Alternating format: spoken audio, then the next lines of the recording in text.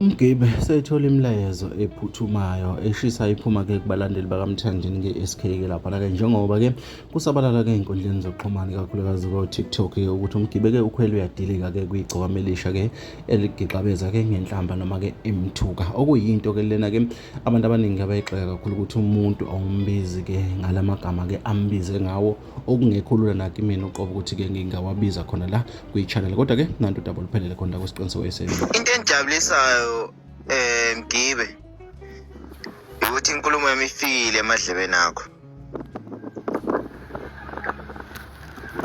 Into esicela kuwe ukuthi phuma egameni legcokama elisha, phuma egameni likaMthandeni, phuma ey'mpini zikamaskandi ngoba awukwazi kulwa impi kamaskandi wena, awukwazi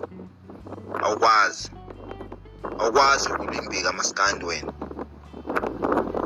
Yabo, yile ngaka uMthandeni SK owakudlela yona, yile ngaka uMthandeni SK wakumoshela yona, ongaze ungamfiseli impilo enhle nje yena ukuthi kube khona okuhle mhlampe akwenzayo noma okwenziwa kuye. Yini ngempela le ngaka?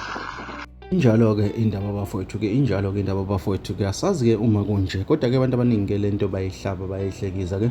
Umgibe usebenzisa amazwi-ke akhombisa ukuba nzinyana-ke laphana-ke ebizwa-ke uMthandeni-ke ngamagama amakhulu angamahle, esingazi-ke ukuthi-ke yini-ke ayithembile kanje. Abanye-ke bamsabisa ngezinto ey'ningi ezahlukahlukene-ke umgibe, kodwa-ke akakugqizi qakala lokho njengoba-ke eqhubeka nokwenza kanje. Bafowethu ileso.